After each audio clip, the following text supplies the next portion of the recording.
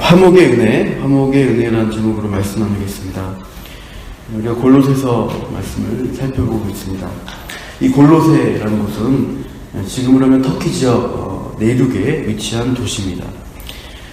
이제 그 당시에 유명한 해변 도시인 에베소라는 도시에서 동쪽으로 160km 정도 내륙으로 들어가 있는 이제 곳인데, 이 에베소에서 이제 해변 도시에서 시리아로 연결되는 무역로에 도로상에 있어서 동서의 문물이 교류되는 무역 도시가 골로새입니다.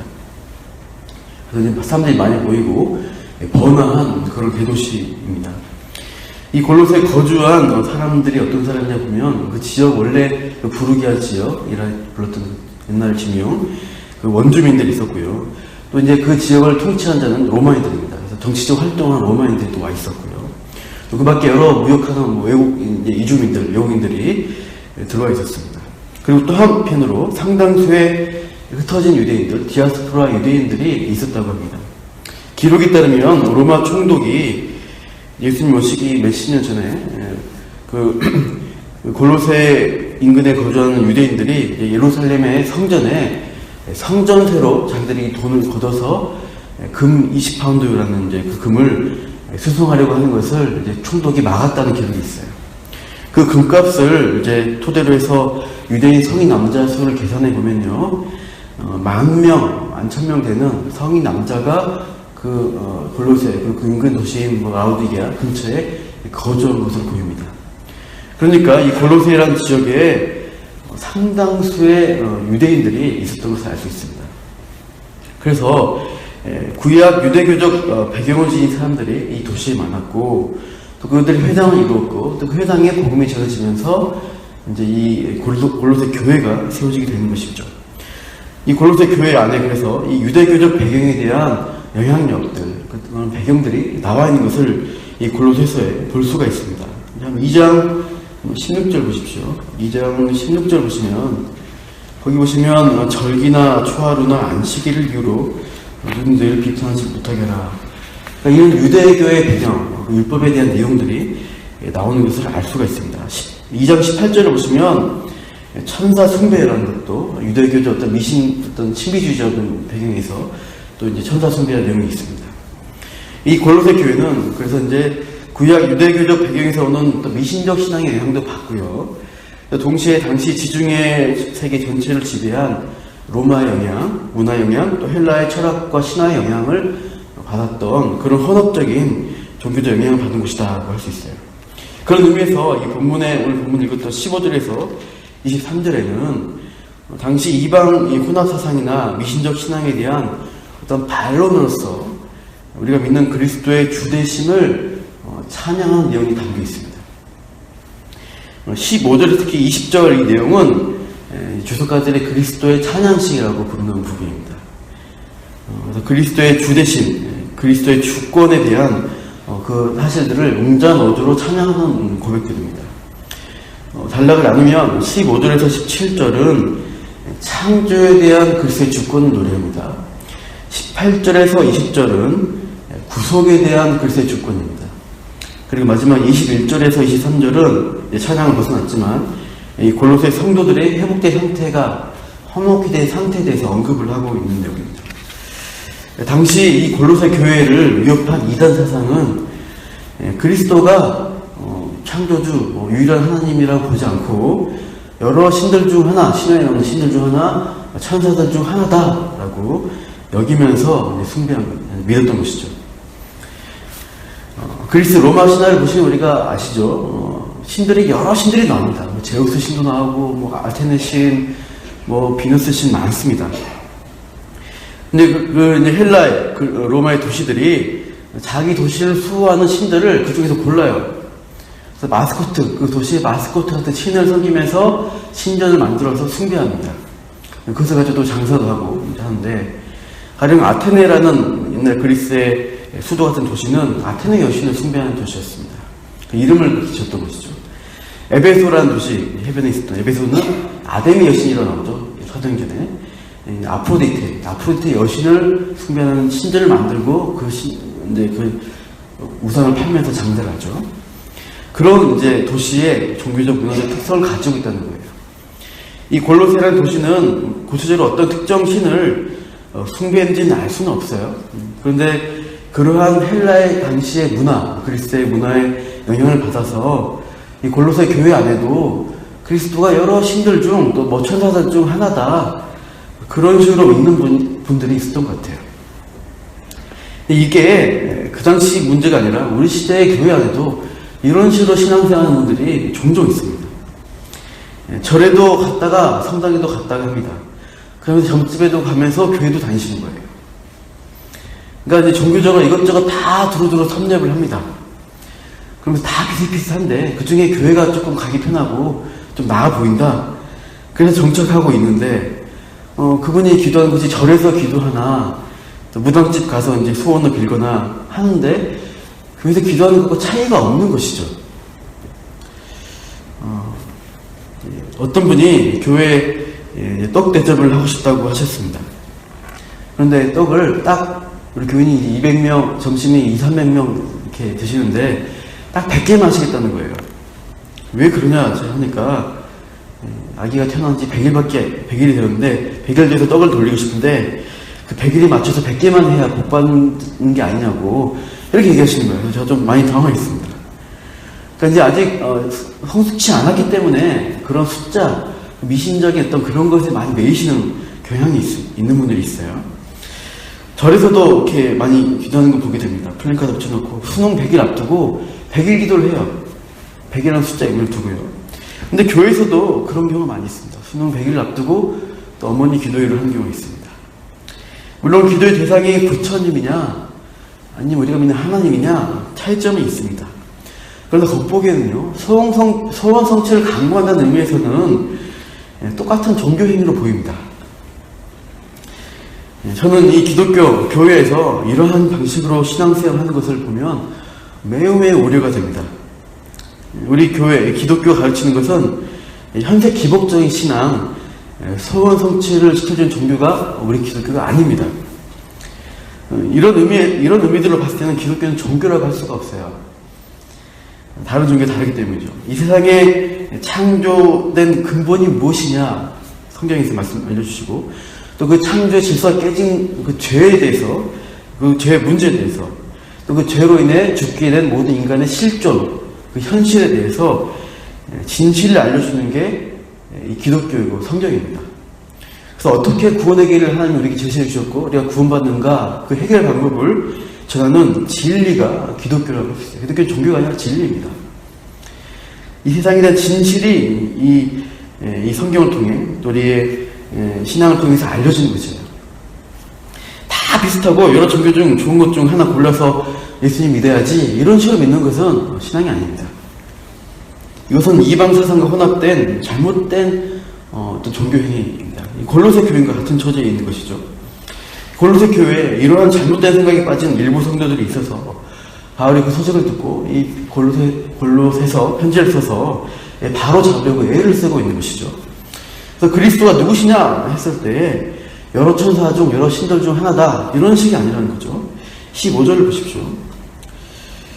그는 누굽니까? 보이지 아니하는 하나님의 형상이시다라고 고백합니다. 여기서 형상이라는 단어는 헬라어로 에이콘이라고 합니다. 지금 영어로 하면 이 단어가 아이콘으로 이제 되어 있습니다. 아이콘 하면 우리가 컴퓨터 하시는 분들 많이 아실 거예요. 아이콘은 그 바탕화면 컴퓨터 보면은 거기에 그림들이 이렇게 네모나게 있죠. 각종 프로그램이나 파일들을 네모난 모양으로 어떤 모양으로 보여줍니다. 그래서 그걸 클릭하면은 그 프로그램이 열리게 되죠.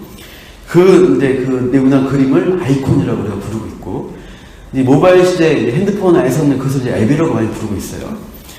그러니까 어떤 프로그램을 구동시키려면은 화면에 보여지는 그 형상, 그 아이콘을 클릭하면은 작동이 됩니다.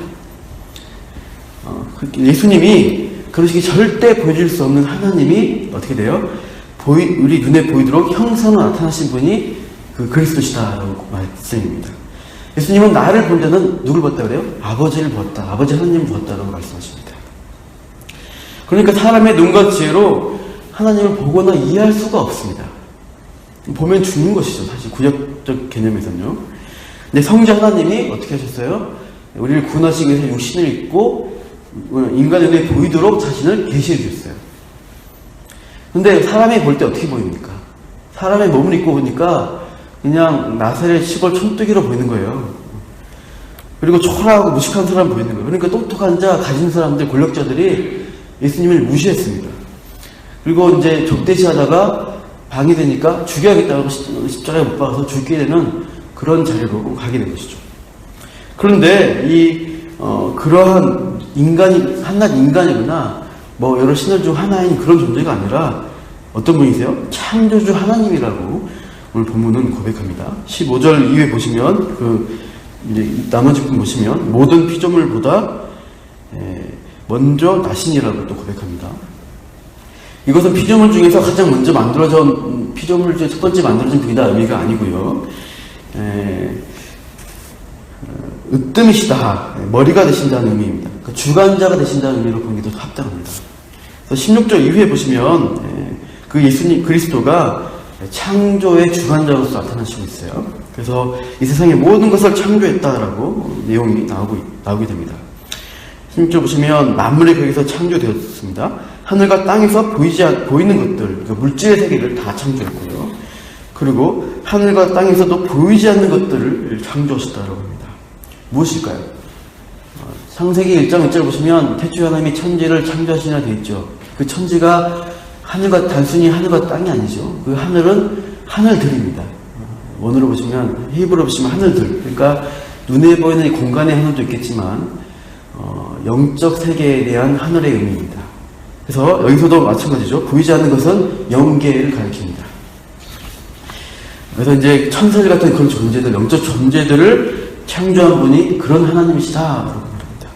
뒤에 보시면 여기 왕권들, 주권들, 통치자들, 권세들이라는 단어가 나오고 있는 것을 볼 수 있습니다. 옛날 성경은 이것을 보좌들, 주관자들, 정사들, 권세들이라고 되어 있습니다. 이 번역이 다 이제 단어인데, 이거 헬라 단어로 보시면 유대의 묵시 문학과 연결되어 있다라고 해석을 많이 합니다. 유대 묵시 문학에 따르면 이 왕권들, 이 보좌들, 옛날 성경에 되어 있는 부분은 이제 가장 높은 천사 계급이다 해서 하나님의 보좌 옆에 있는 천사들을 가리키는 단어다. 주권들이란 것, 이것은 이 땅의 천재지변을 일으키는 어떤 자연적 현상을 다스리는 천사들이다. 통치자들이라는 것은 어떤 인간 개개인에게 역사에서 그 사람의 생각을 주관해 하나님의 뜻대로 결정하도록 돕는 천사들이다 하고, 또 권세들 마지막 이 부분은 이 땅의 나라의 흥망성쇠를 주관하는 천사들로 이렇게 이제 뭐 계급을 말하는 주석가들이 있습니다. 단어들 연결을 하면 그렇습니다. 이런 천사들, 또 이제 어떻게 보면 공제의 권세자분 악한 천사들까지 포함해서, 사탄의 세력을 포함해서 보이지 않는 모든 존재가 사실은 다 그리스도가 창조한, 그들을 주관하는 것은 그리스도시다라고 찬양하는 내용입니다. 그리스도가 여러 신들 중 천사 중 하나가 아니라 완전한 창조주 하나님이시다라고 가르치시는 거죠. 17절 보시면 만물이 창조되고 그냥 어떻게 됩니까? 그 안에 함께 섰다라고 합니다. 창조하시고 내버려 둔 것이 아니라 지금도 그 만물을 어떻게 해요? 서 있게, 보존되어지게 계속 유지가 되도록 하시는 분이 그 섭리의 하나님이신 것을 그리스도로 또 고백하고 있습니다. 그러니까 눈에 보이는 예수님이 그냥 인간으로 보였겠지만 실질적으로는 그 신성에 있어서는 완전한 창조주시고 세상을 지탱하시는 하나님을 역사하시는 분이시죠. 그런 분을 이제 믿고 있다라고 이제 알려주고 있습니다.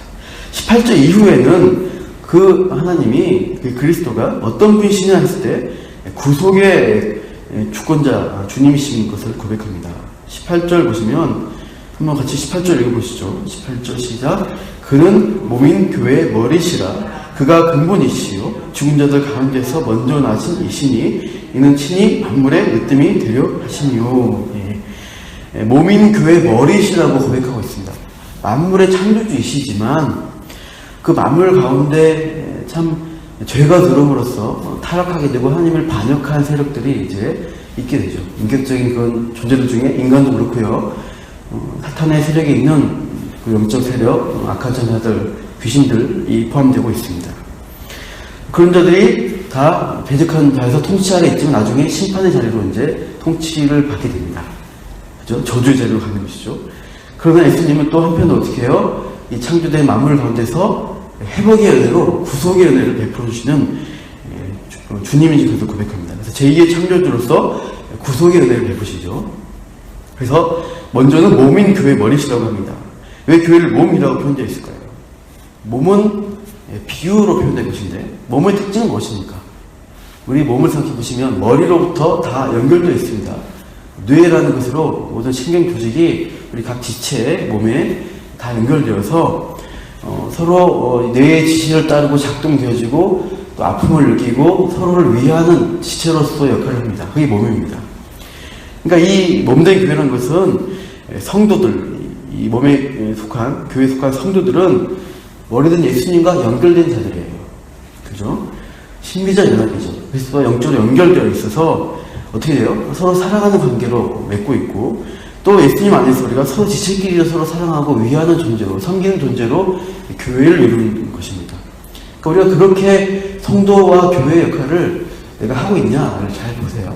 못하고 있으면 병든 거예요. 내가 지체로서 병들어 있는 것입니다. 그래서 그런 관계가 회복된 자들이 성도, 교회라고 말씀하고 있는 것입니다. 그 회복의 은혜를 예수님이 이루어주셨어요. 어떻게 이루어졌냐 보면 이제 죽은 자들이라는 것은 사실상 영적으로 죽은 자들, 관계가 끊어진 자들, 사랑의 관계가 끊어져서 소외되고 단절된 상태에 있는 자들입니다.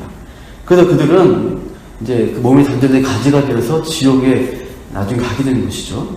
그럼 다시 떨어진 자들이 어떻게 돼요? 그리스도의 그 회복의 은혜로 몸에 붙게 됩니다. 그래서 이제 그것은 이제 우리가 요한복음 15장에서는 접붙였다라고 한 것이죠.